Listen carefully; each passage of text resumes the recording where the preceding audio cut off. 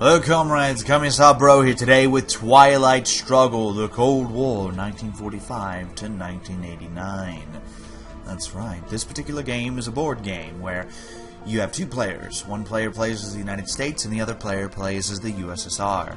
With that in mind, it's a pretty interesting little game. That's right, it's all about influence and trying to dominate the world. But what we're going to be taking a look at is the primary one here, just the standard game, playing as the US. That's right, so let's go ahead and get right in, shall we? Alright, so, this is the map of the game. The core concept of the game, as I was saying previously, is to get influence, more influence, and to dominate the various areas of the world before your opponent does. It's really hard. And every time the AI kicks my ass. But hopefully I'll be able to explain it at least to some degree. The tutorial is very comprehensive in this game and explains it very well, so if this looks like something that would interest you, I would highly suggest you just go ahead and purchase the game for, what is it, like $11.99, or is it $15 now? It's $15, and just go ahead and purchase it and so on and so forth.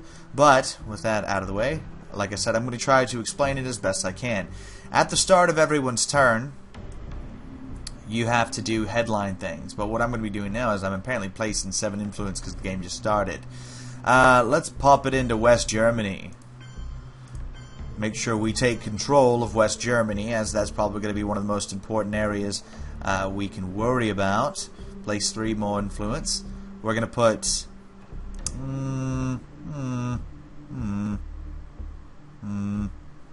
I'm not sure.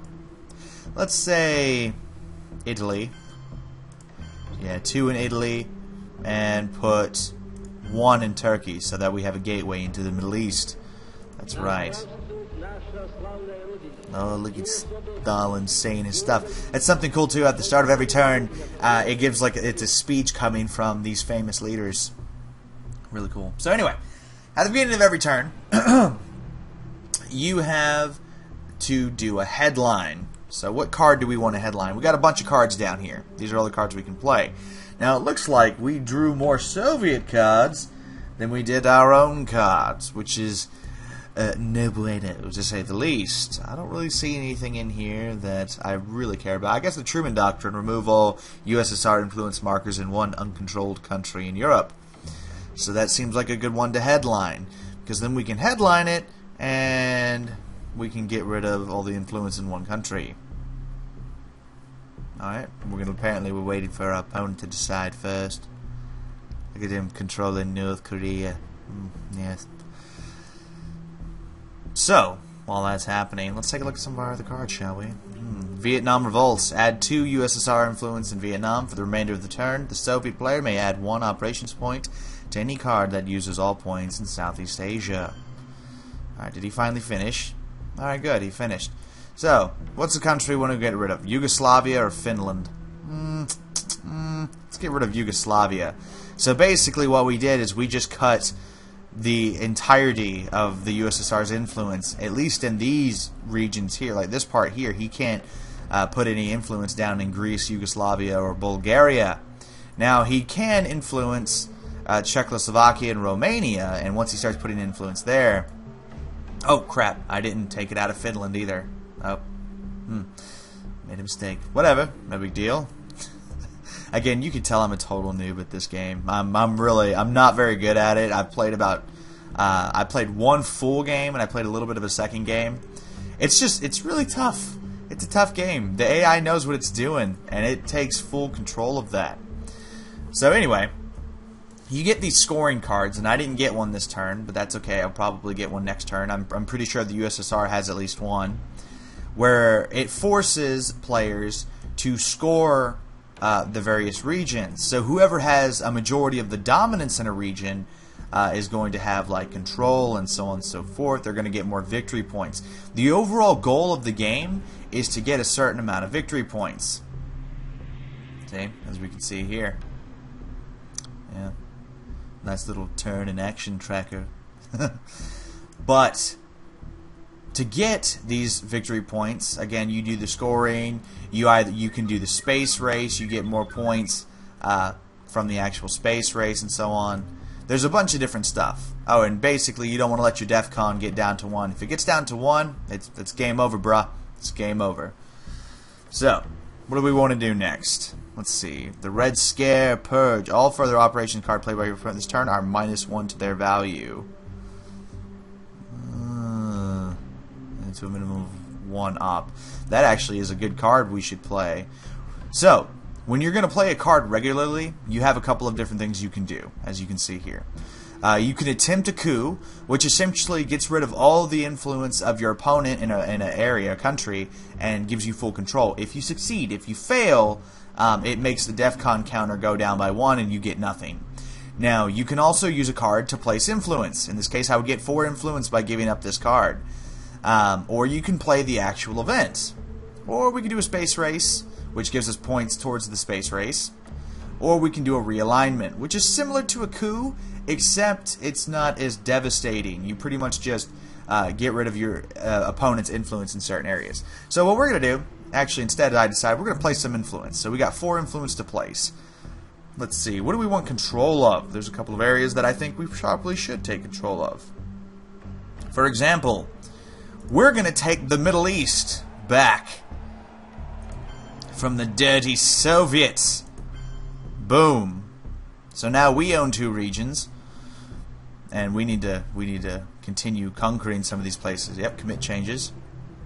Now something else while the USSR is taking their turn that you should be aware of is these red regions here are battleground areas. Essentially, they're pretty much worth more. They're the ones that really affect who owns like a scoring area. So in this case, we're looking at the Middle East scoring.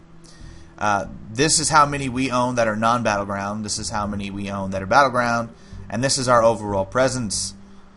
And the USSR definitely won that. That's actually the example of a scoring. So basically, the USSR, if they laid down a scoring card for the Middle East right now, they would be beating us in the Middle East.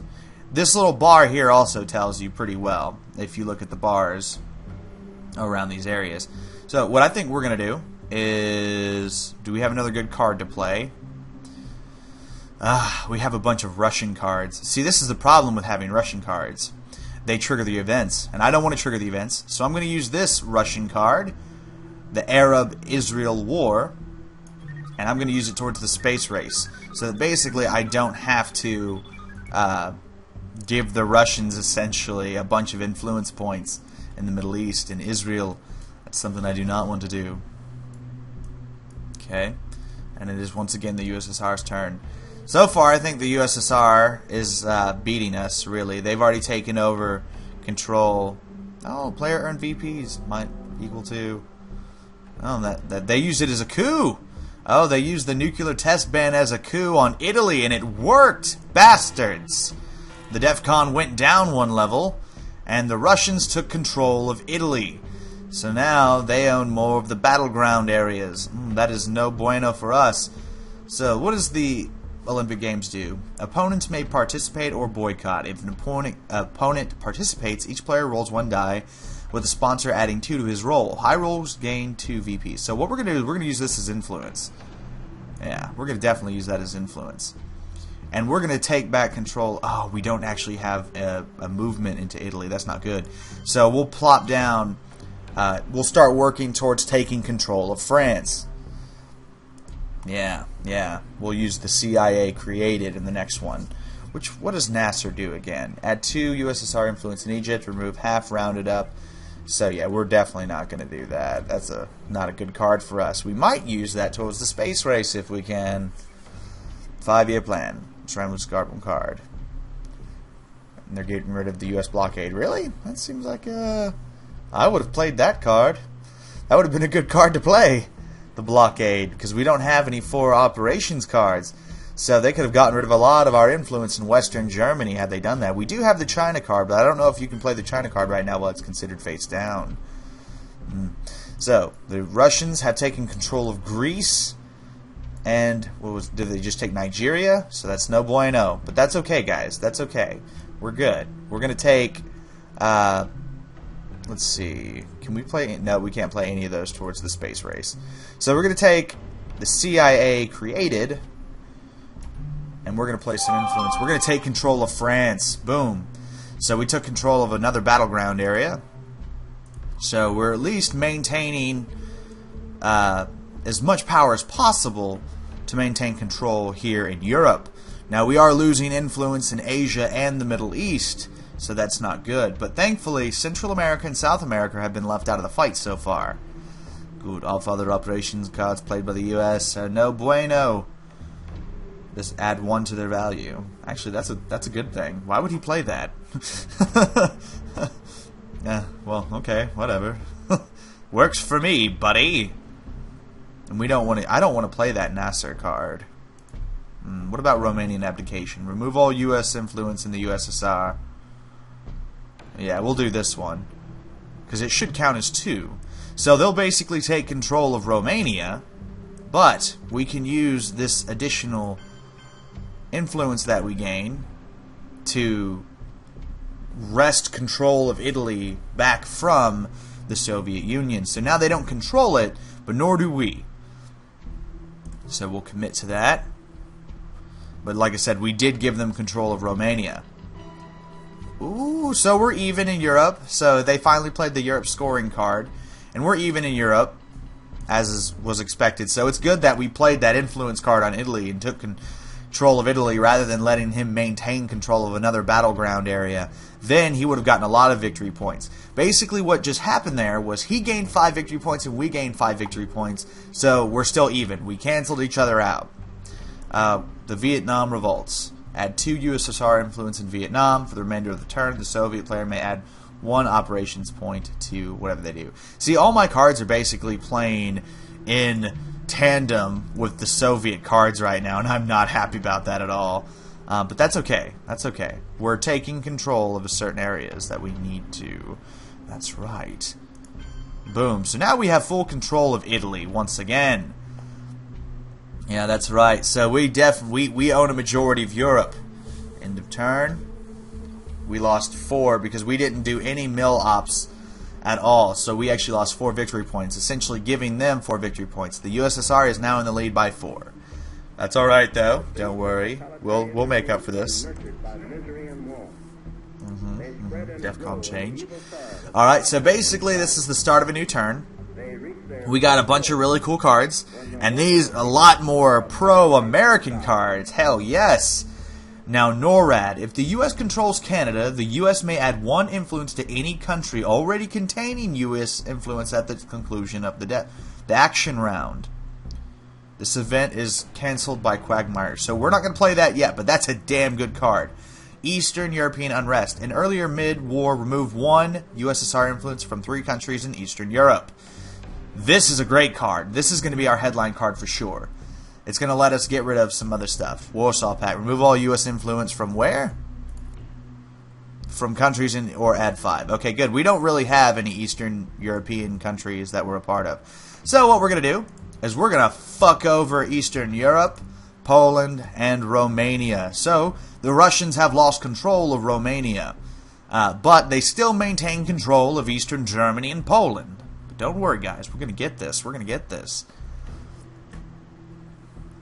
And see, we've still kind of lost control of everything else. So Europe is a damn good starting point for us as far as I'm concerned. Oh, shit. They just laid down a lot of influence. How did they get so much influence? Anyway, independent Reds. Add sufficient U.S. influence in either Yugoslavia, Romania, Bulgaria, Hungary, or Czechoslovakia to equal USSR influence. That's actually pretty good. NATO. Play after the... Seriously? He just played NATO?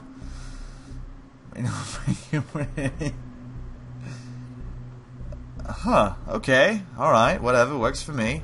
I'll accept that. Russian bear.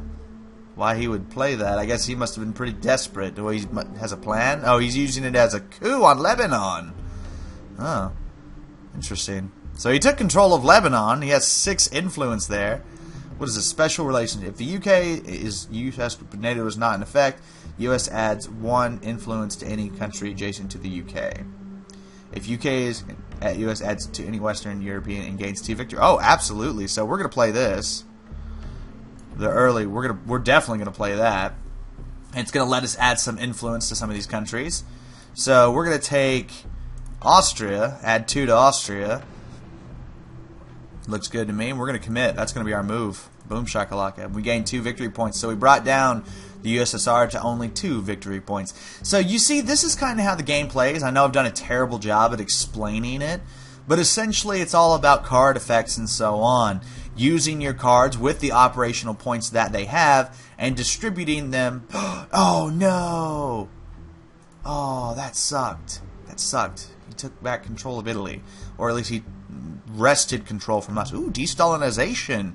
USSR may look up to non-US controlled countries.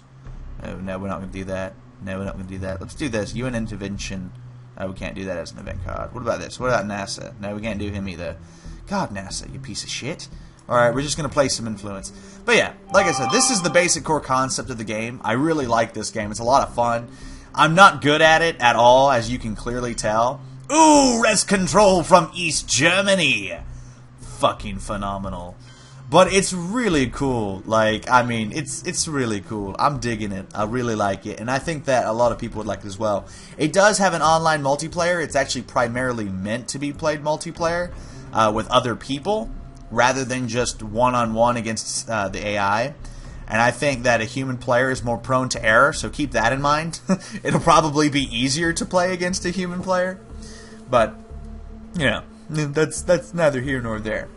Needless to say, this is Twilight Struggle. It is currently on Steam. You can pick it up right now if you want to. For, like I said, it's going to be a regular $15, but right now I think it's on sale for like $11.99. So, I highly recommend $11.99. You know, if that's what you're into. Yeah. But anyway, this has been CB, and I'll see all you beautiful people next time.